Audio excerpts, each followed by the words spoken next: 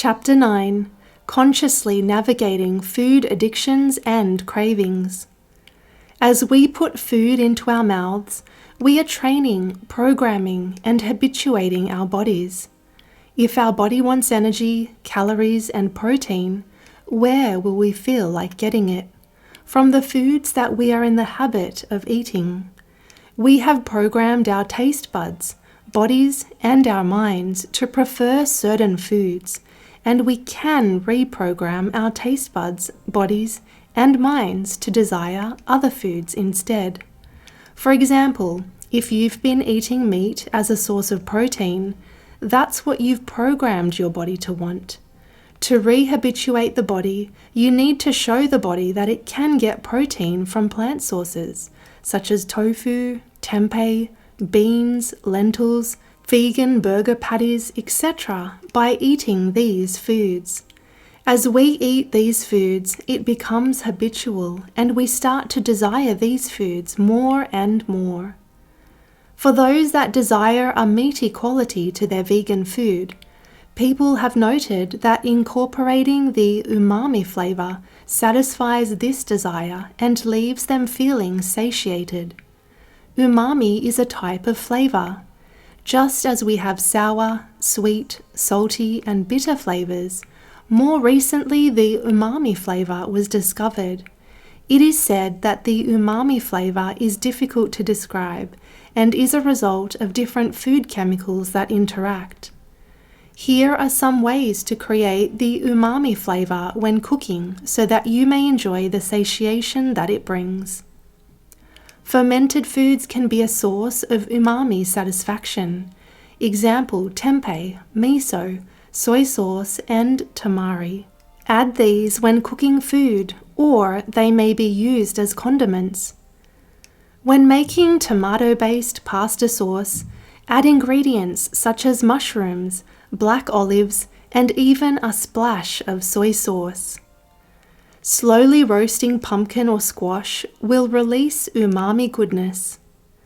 Some people add MSG, monosodium glutamate, to foods for this flavor, though this might not be the healthiest option. Please avoid doing this if you are allergic or intolerant to this ingredient.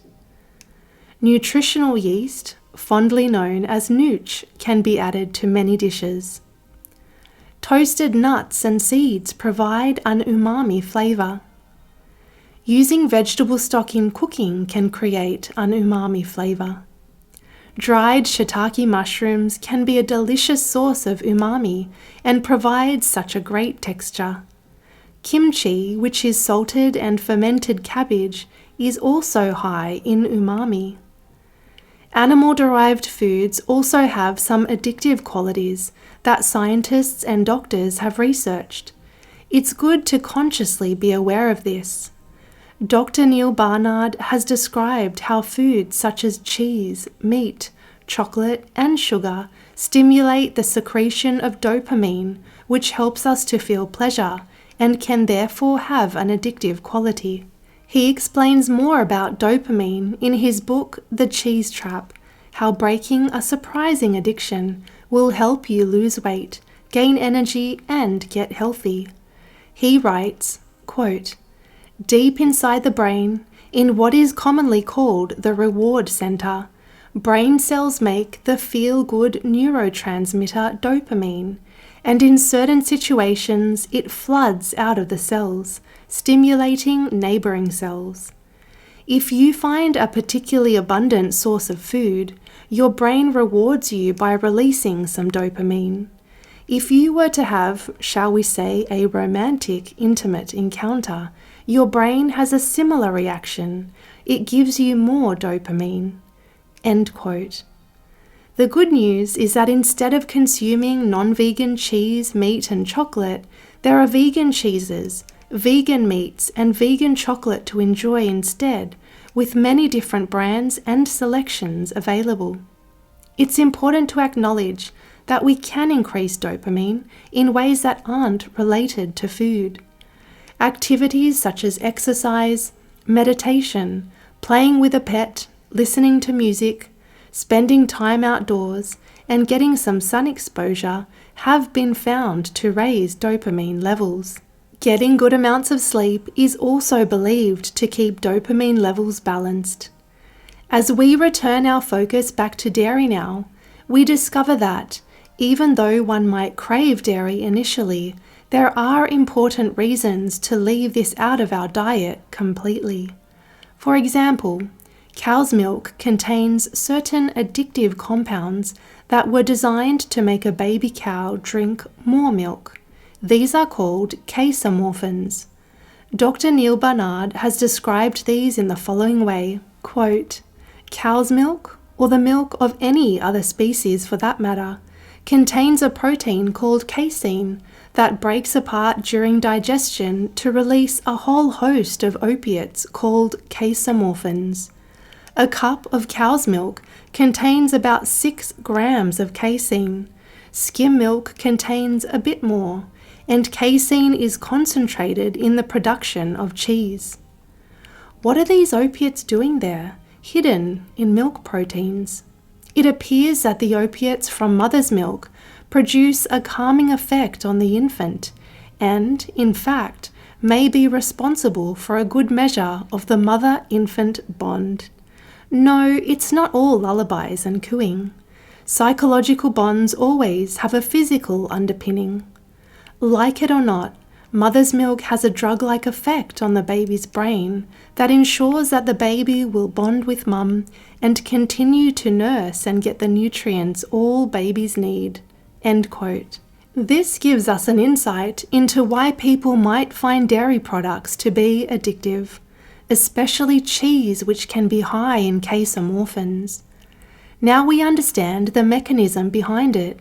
Casomorphins facilitate bonding between mother and baby calf. A major problem with this is that although dairy milk is good for baby cows, the casein protein is harmful to humans. Through his comprehensive research, Dr. T. Colin Campbell has shown that casein is a profound carcinogen. He stated, quote, "Many people have heard me say casein, the main protein of cow's milk, is the most relevant chemical carcinogen ever identified. Guilty as charged. Many times I've said this. For the sake of this discussion, let's call it a hypothesis. That is, casein causes cancer. But it's true. In my laboratory research, conducted over a quarter century, funded by taxpayer dollars, with findings published in the very best journals, we studied this effect in many ways at a most fundamental, cellular, and subcellular level, as much research as for any other chemical deemed to be a carcinogen. Science, when done right, means that a hypothesis should be falsifiable, meaning it should be possible to prove it wrong. Otherwise, such views are dreamlike. Personally, I've had to have structure to our research, both to seek continued funding for our research and to legitimately question assumptions of generations of my family before me. I grew up milking cows for a living and drinking all the milk I could gulp." End quote. Dr. Campbell does not gulp dairy milk any longer. He advocates a whole food vegan diet for optimal health, as based on his comprehensive research. His research is outlined in the book The China Study. I do encourage you to read it and to learn how potent a carcinogen casein is. Educating yourself on this matter could be a motivating factor in overcoming any cheese and dairy cravings. Other doctors also advise us to avoid dairy. Dr. McDougall refers to dairy as liquid meat. He clearly says that, contrary to what dairy companies want people to believe, dairy products are not healthy. In a newsletter written by Dr. McDougall, he explains his rationale for not including dairy in the McDougall program. Quote, "In the late 1970s, when I was developing the McDougall diet, After reading the bulk of the nutritional science published since the early 1900s, I came to the conclusion that starches, vegetables, and fruits were ideal for human nutrition. I then asked myself, what would be gained and lost by adding other food categories, dairy, meats, poultry, fish, free oils, sugars, etc., to this elemental foundation? In the case of dairy foods, I quickly eliminated the calcium advantage because nature packaged her foods so efficiently that developing a disease due to calcium deficiency is nearly impossible on a diet of plant foods. After almost 3 years of exhaustive research, I concluded adding dairy foods to my original plant food-based diet would only supply more calories, fat, animal protein, cholesterol, sodium, microbes, and chemical contamination, ingredients that were making most of my patients ill in the first place. In the final analysis, I found myself unable to discover any reasons to add dairy into the McDougall diet. The hazards weighed heavily, and any benefits were overstated or blatantly falsified. Yet the drone from the dairy industry's propaganda continues 3 decades later. I am the uncommon voice out there in the wilderness. People tired of listening without questioning will find my analysis of some of the dairy industry's most familiar messages refreshing. End quote. Dr. McDougall's insights are refreshing, and patients who follow his program gain wonderful health benefits, including disease reversal. The McDougall program involves eating a high-starch, low-fat, whole-food vegan diet. In his 12-day program, there is also an educational element that includes addressing behavioral change. This helps with changing unhealthy eating habits. Another scary component of dairy is the hormone IGF-1, insulin-like growth factor, that is produced by cows. IGF-1 from dairy is identical to human IGF-1. This hormone is known to accelerate breast cancer cell growth, plays a major role in the progression of various cancers in children, plays a major role in the growth of breast cancer tumors, melanoma, pancreatic cancers, prostate cancer, and small cell lung cancer. It's also linked to colon cancer. High IGF-1 levels are only associated with animal-derived proteins. Plant proteins do not raise IGF-1 levels.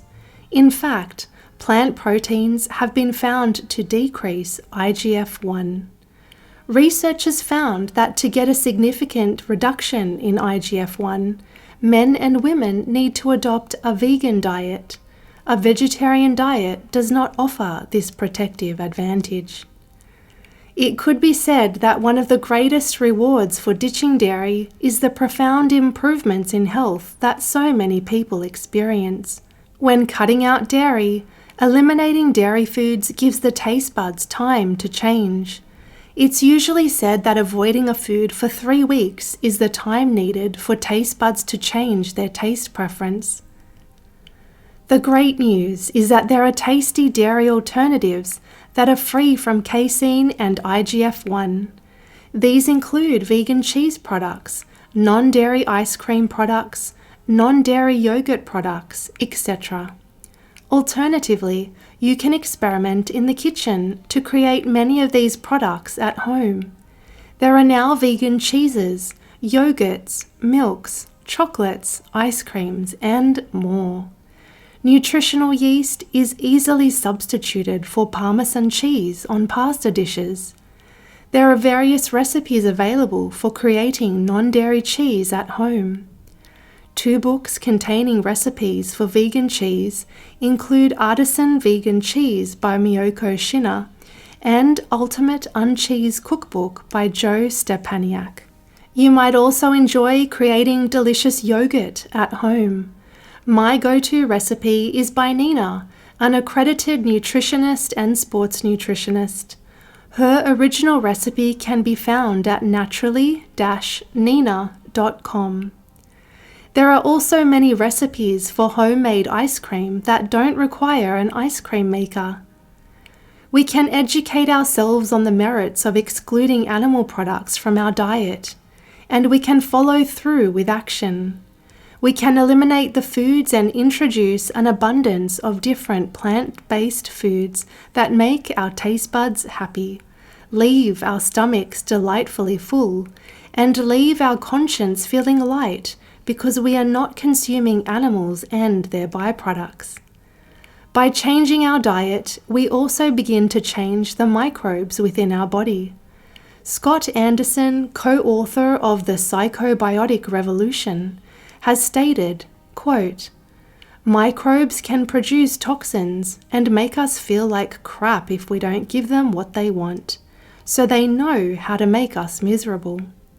Microbes increase our craving for food that they like by changing our taste buds, increasing opioid and cannabinoid receptors, and producing neurotransmitters such as dopamine and serotonin.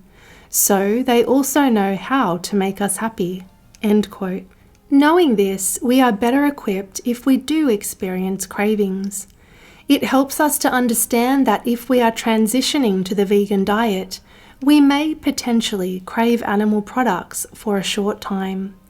If this happens, it may help to remember that certain microbiota in our gut may be throwing a temper tantrum to get what they want. But just like little children, we can say no and redirect our focus to look for something else to eat. Other aspects of food cravings involve our minds. Some researchers think that we crave certain foods simply because of our memory of them, including the memory of satisfaction that we had when we ate particular foods. They've found that the areas of the brain relate to emotion, memory, and reward are activated during food cravings. Researcher Marsha Levin-Pelchat, PhD, has said, quote, "This is consistent with the idea that cravings of all kinds, whether for food, drugs, or designer shoes, have common mechanisms." End quote. And cravings are also like habits. We often reach out for a craved food without thinking of it. Here we come back to this idea of habit and memory. When we change our diet to plant foods, we start to create new memories of the plant foods and the enjoyment we feel when we eat them. This helps us to desire more plant foods. Choosing plant foods and focusing on our enjoyment of them leads us to crave plant foods, and then to habitually reach out for them. And no discussion on food cravings would be complete without touching on the emotional aspects. Consider that when we are feeling sad, depressed, lonely, anxious, etc., many of us turn to processed comfort foods that are not very nutrient dense. It's interesting to note that at these times, we need more nourishment on multiple levels. In the book, Fat is a Family Affair, Judy Hollis, PhD, says, quote, "Eating is a substitute for true intimacy and risk. If we want to change our bodies, we have to change our relationships. Problems arise when we try to get nurturance without being vulnerable. The only way to do that is with food. Food is that single, solitary, lonely substance that is ever ready and never fails. Food never expects anything of us. People aren't quite that predictable or dependent." End quote. So we may seek emotional nurturing from food. If this happens and one craves animal foods when going vegan, a good strategy is to have an alternative food available and to take steps to overcome emotional eating.